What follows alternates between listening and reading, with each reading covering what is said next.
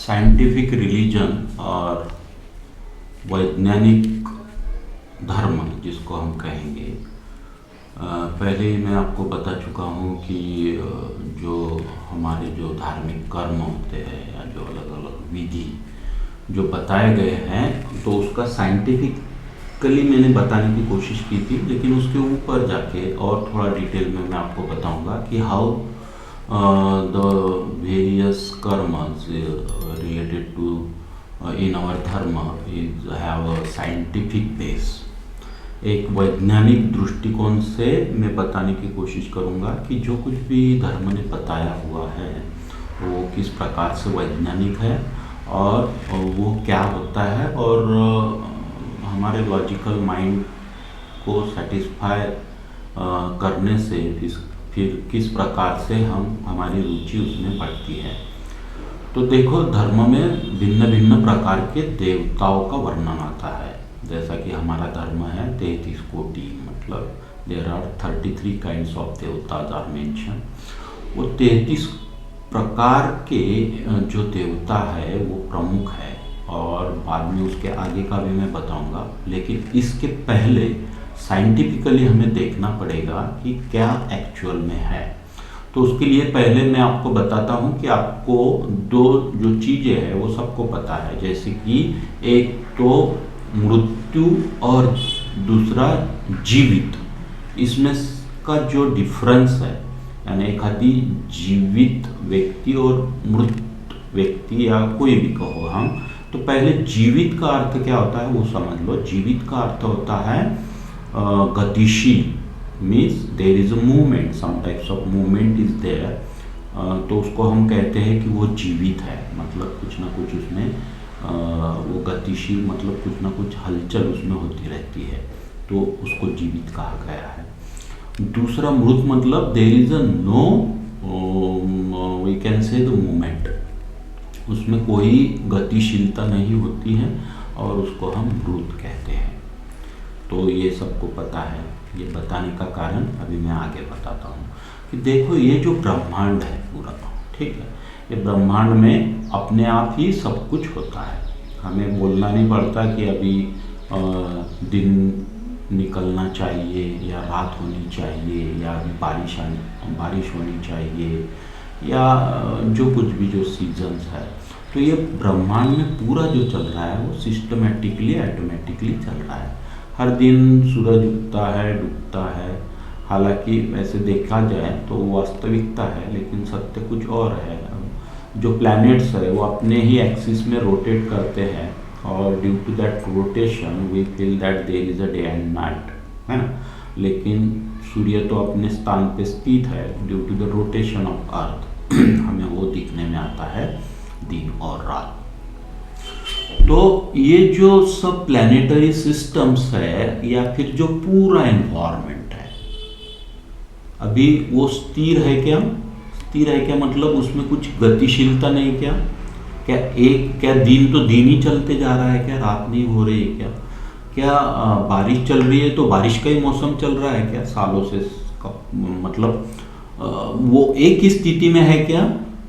इसका सीधा साधा आंसर है कि नहीं, वो गतिशील है, क्योंकि दिन के साथ रात और फिर अलग अलग जो सीजन्स है वो हमें देखने में आता है। मतलब ये जो पूरा ब्रह्मांड है वो गतिशील है, सिंपल। इसका अर्थ क्या हुआ?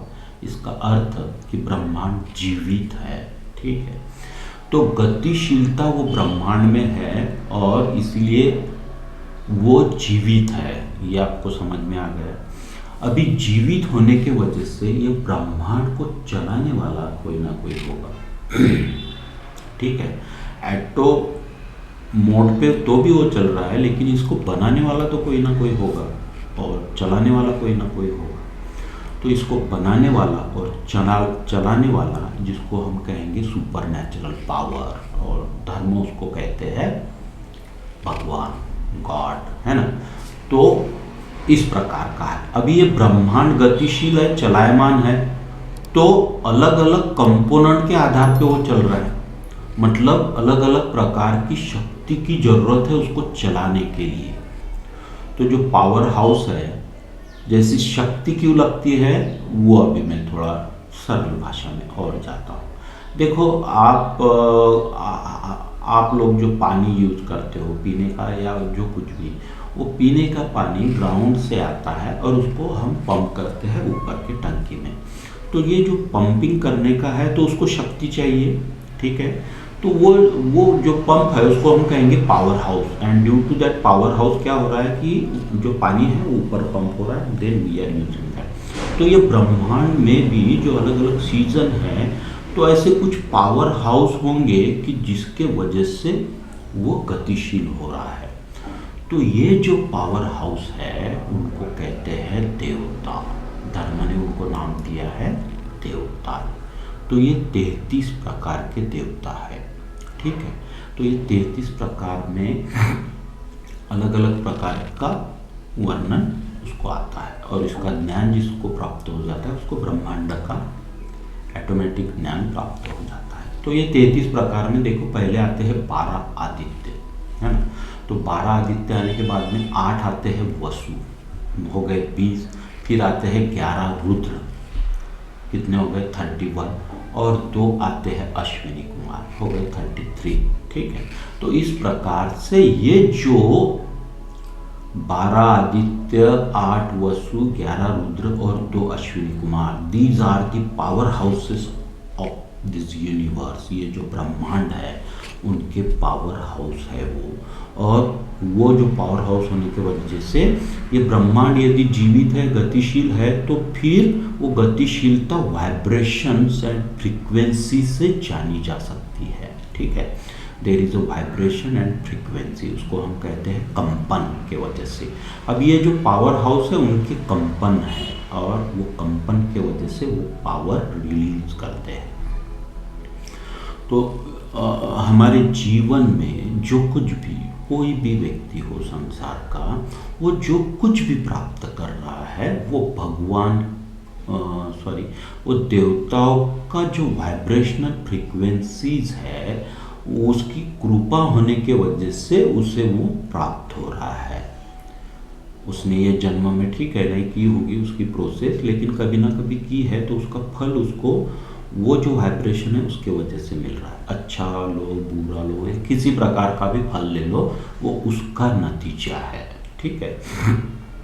तो इस प्रकार के ये जो देवताएं हैं हमारे, वो पावर हाउसेस है।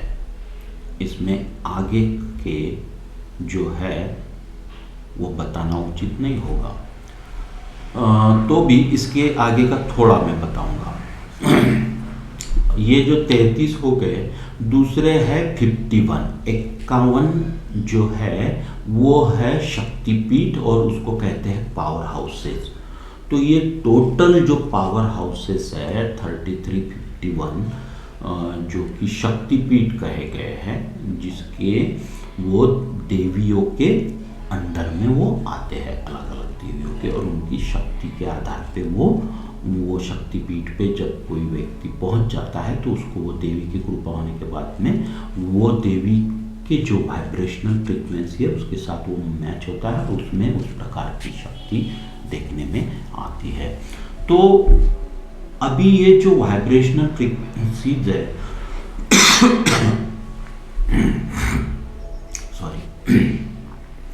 तो ये वाइब्रेशनल फ्रीक्वेंसी प्राप्त करने के लिए कोई ना कोई प्रोसेस चाहिए, उसको धर्म ने बताया है, उसको हम कहते हैं विधि।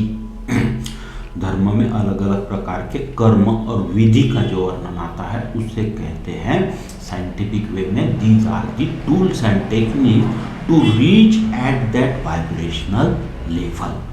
और फिर वो जो टेक्निक्स और टूल्स है जिसको हम विधि कहते हैं, कर्म कहते हैं, उसका विधिवत यानी एक्चुअल उसकी जो प्रोसेस है उस प्रकार से यदि किया जाए तो वो वाइब्रेशनल और वो पावर वो व्यक्ति को प्राप्त होती है। लेकिन इसमें प्रॉब्लम ये आ गया है कि पहले हर कुटुंब के एक गुरु हुआ करते थे और गुरु को पता होता है कि इसकी इष्ट देवता क्या है और इसकी वाइब्रेशनल फ्रीक्वेंसी क्या है, उसके आधार पे वो किस देवता की आराधना करनी चाहिए, वो आराधना करने की साइंटिफिक प्रोसेस क्या है, विधि जिसको हम बोलते हैं वो क्या है, वो किस प्रकार से करना चाहिए, वो बताते थे। आज भी जो गुरु है, आध्यात्मिक गुरु, उनके पास वो शक्तियाँ होती है। यदि एकाधिक व्यक्ति सामने खड़ा हो जाए तो पता चलता है इसकी इष्ट देवता कौन सी है, इसने किस प्रकार की पूजा या जो कुछ भी विधि बताई या जो कुछ भी कर्म बताया गया है वो किस प्रकार से करना चाहिए। यदि वो व्यक्ति उस प्रकार से करता है तो वो शक्ति उसमें आ जाती है। तो that is nothing but the various जो धर्म ने जो निर्देश दिए हैं विधि और कर्म करने के, वो साइंटिफिकली उसको टूल्स एंड टेक्निक्स हम कहते हैं।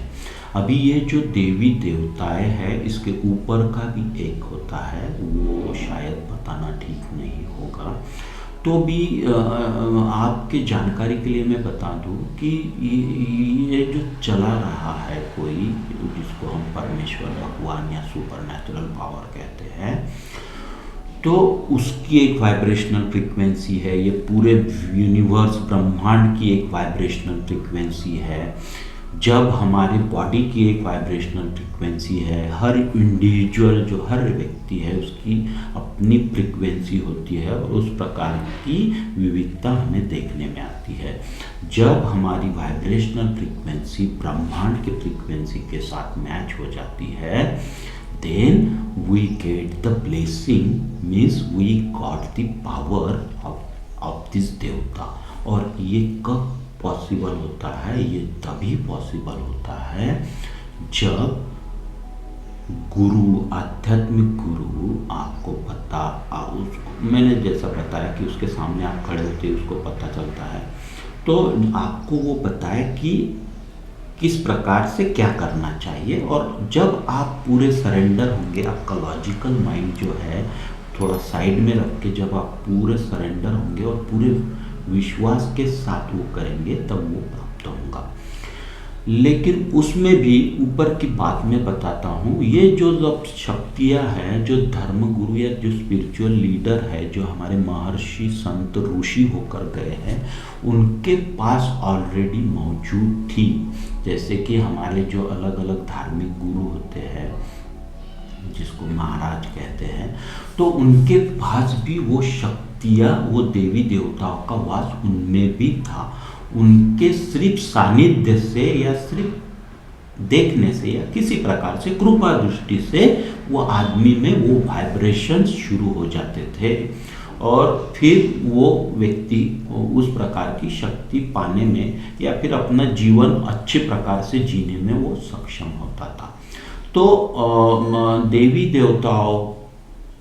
देवी देवताओं के साथ साथ में शास्त्र ने कहा है जो गुरु होते हैं वो साक्षात भगवान परमेश्वर का ही रूप होते हैं, क्योंकि वही बता सकते हैं कि क्या करना चाहिए, इसीलिए उनको परम श्रेष्ठ माना गया है। और यदि यदि आप भाग्यशाली हो और आपको यदि ऐसे व्यक्तियों का सानिध्य मिल रहा है तो फिर आपका जीवन तो अच्छे प्रकार से ही कटेगा। और दूसरी बात कि अपना लॉजिकल माइंड हर जगह लगाने के बजाय बहुत सारी चीज़ें जैसे मैंने बताई कि लॉजिकल माइंड के परे है, तो उसके बजाय यदि आप एखादे अवेकन, जिसको जागरूक या फिर उसके ही ऊपर जो ब्रह्ममय हो गए हैं, ऐसे ब्रह्ममय हो गए मतलब he got the knowledge of all the universe, पूरे ब्रह्मांड का ज्ञान उनको प्राप्त है और उनको सब कुछ पता होता है। तो उनसे यदि आप उनकी कृपा दृष्टि यदि आप पे हो तो आप इजीली वो कर सकते हो। नहीं तो बहुत बार क्या हो गया, माया के भ्रम के वजह से लोगों को पता ही नहीं रहता कि हमारी इष्ट देवता क्या है और उनको शास्त्रोक्त पद्धति भी पता नहीं होती कि क्या विधि है इसकी, किस प्रकार से करना चाहिए। जेम तेम वो अपने मन से या किसी कोई बताए उनको, पूजा विधि करने वाले जो बताए उनके आधार पे वो करते हैं और इसलिए बहुत बार वो जो उनके जो एक्सपेक्टेड रिजल्ट है वो उन्हें देखने में नहीं आता है। तो इसको आप साइंटिफिकली यदि अच्छे से समझ जाओगे तो फिर वो अच्छे प्रकार से होगा और फिर आपका जो जीवन है अच्छे प्रकार से जीने में आप सक्षम होगे। तो आपका जीवन अच्छी प्रकार से आप कैसे जी सकते हैं, वही अल्टीमेट ऑब्जेक्टिव और गोल होता है स्पिरिचुअलिटी का। ठीक है, तो ये आपने जानना चाहिए, ऐसा मुझे लगा और इसलिए मैं बता रहा हूँ। Then that is the scientific explanation of religious various karmas and vidhis and all these things. Thank you very much.